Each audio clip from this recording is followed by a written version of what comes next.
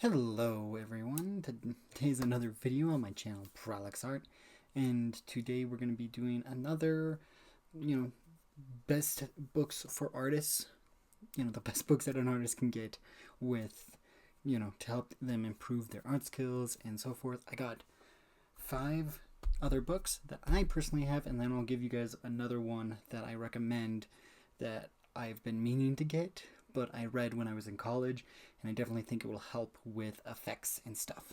So the first one obviously is Manage Your Day to Day, Build Your Routine, Find Your Focus, and Sharpen Your Creative Mind. This is a just quick guide on different subjects to help with different aspects of being an artist. So, tuning in to you, figuring out what you're wanting to make, using social media, things like that. I did get this used at my college dorm, but it definitely helps with improving if you want to make art more of a business aspect and less of a hobby for you. So if you're wanting to trying to build your routine, focus more on creativity and art, I definitely recommend this book just to give you ideas of what to do with improving your art skills and so forth. I'm trying to be a little bit more quiet because I did get a comment that every time I put a book down it banged, so I'm trying to be a little bit more quiet about that. The next one is Design Inventions. This is a really cool figure drawing book that goes into how to figure out and improve aspects of being an artist, as well as how to learn and structure things so you can be a little bit more inventive when it comes to the anatomy build and different aspects about that. This is by Michael Hampton. He's a really great artist actually, and I definitely enjoy this one for those that are looking to improve their figure drawing. Now, this is going to be a little bit more controversial on the aspects for art because this does go into the principles of graphic design. I do recommend this one because of the aspects that it can help you with composition and trying to be more stylistic. This is the Graphic Design School, The Principles of Practicing of Graphic Design by David Dabner, Sandra Stewart, and Eric Zempool. I did get this one during college, but I think there's some aspects of it that can help with illustrating as well as being graphic for things, just the intro alone, as well as being a little bit more creative with composition. It shows here. There's aspects of manga and how to write in this, or how to place things, different compositions for books versus photos and things like that.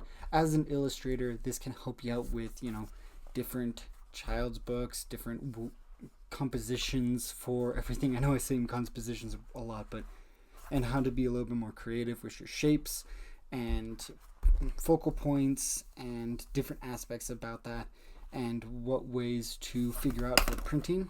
I'll move this to the side. Figure out ways for different printing so that it can help you out. So this is more specific to graphic design, but it can help with broadening your ideals when it comes to posting, graphic design, and so forth with composition. So I definitely recommend this. This might not be on everyone's front thing when it comes to illustrating, but illustration as well as graphic design can go in tandem. There are several anime artists that use graphic design to help improve their illustrations as well as their compositions and being a little bit more graphic. I'm not gonna try brutalizing their names, but I do recommend this book to help with that. Now, the next book is Digital Lighting and Rendering. This and the next one go in depth on lighting and vibes and 3D modeling and how to make things look based off of, the way you want things to become posited, the way that color affects views. And this does go into more of the basics of like perspective, blurring, things like that, as well as, basic rendering. This is a little bit more on the 3D modeling end, but again, focusing just on illustration can be a detriment when you're not trying to broaden your horizons and trying to push lighting and things like that. Like, it goes into the different ways that light sources can be affected by the key lights, as well as how, basic, how basic just black and white can just be as good for illustrating, as well as, being more gradient, gradual, things like that. And this can push those. This is more of a heavy read and more of a technical aspect, especially in the 3D modeling aspect of everything. But I do recommend this to help you learn a little bit more about how light sources affect your illustrations or even your 3D models, if you want to go into 3D modeling, and how rendering, this does focus on 3D modeling, but using 3D models can help with improving your art and speeding up your process. So I do recommend this if you're wanting to help with that workflow a little bit more. Now, the next one is James Gurney's Color and Lighting, the Guide for Realistic Painting. He is the creator of Dinotopia, which, great art. I mean, this cover piece is hand painted. It's not 3D modeled. It's not a photograph. So let's show, this just gives a lot of examples from his work, as well as old masters and how they illustrate and gain those vibes that, help with all that. And I mean, it's always good to look at other people's perspective when it comes to the way they point out, lighting and everything. I mean, form principles, he's going over that. Occlusion shadows, which I didn't understand until someone explained it to me in a online course. So having this go through is definitely something in perspective. And there's all these different things on how color affects lighting and different objects, reflective light, how the colors change everything.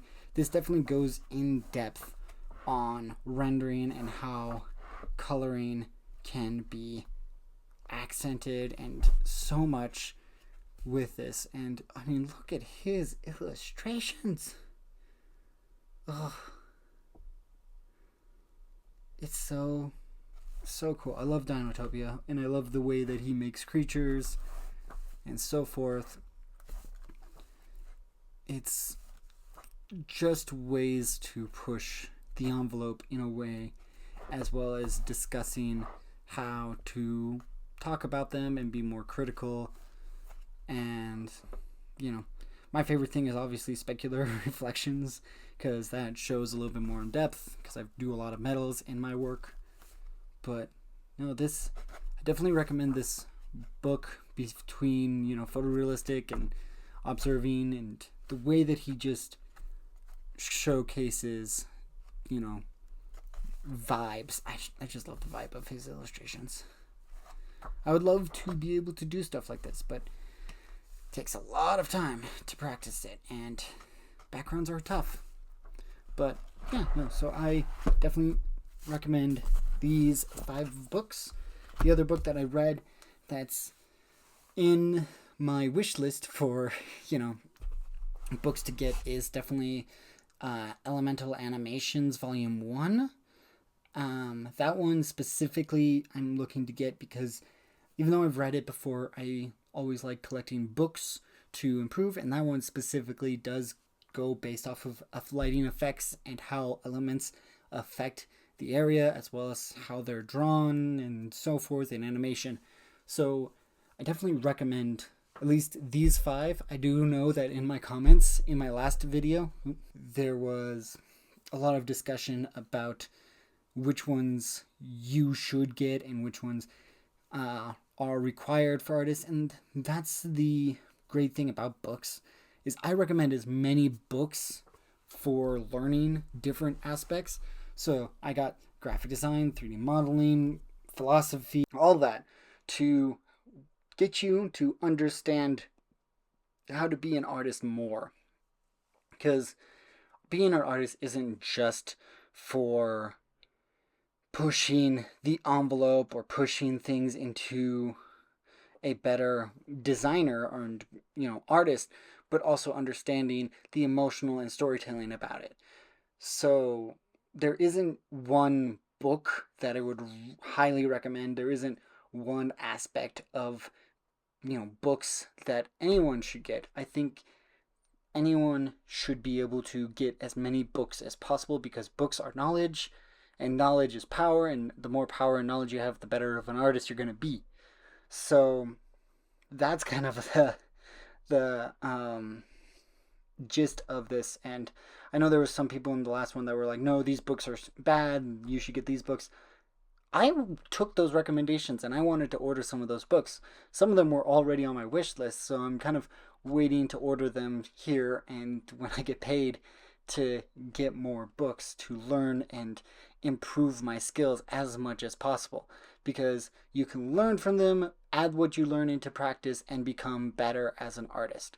And that's kind of the reason why I'm doing these book recommendations as much as possible, and maybe doing a yearly book recommendation or book review of things to help you as an artist. So I hope these books help you out with your art journey as much as they've helped me. I do recommend them to help improving your skills as an artist, just like the last books I recommended for being an artist. And I hope to see you guys again next time in the next video. So thank you so much for watching, and I'll see you again next time. Again, if you guys have any book recommendations, I would love to see more book recommendations about that. And I know there was someone that commented about the noise that kept banging. I hope I didn't make it as prevalent this time as last time. I'm still working out the kinks for my studio setup, so hopefully this helps. And yeah, like if you like this video or like any of these books, subscribe if you want more content similar to this, or check out my other videos, and I'll see you guys again next time. Bye.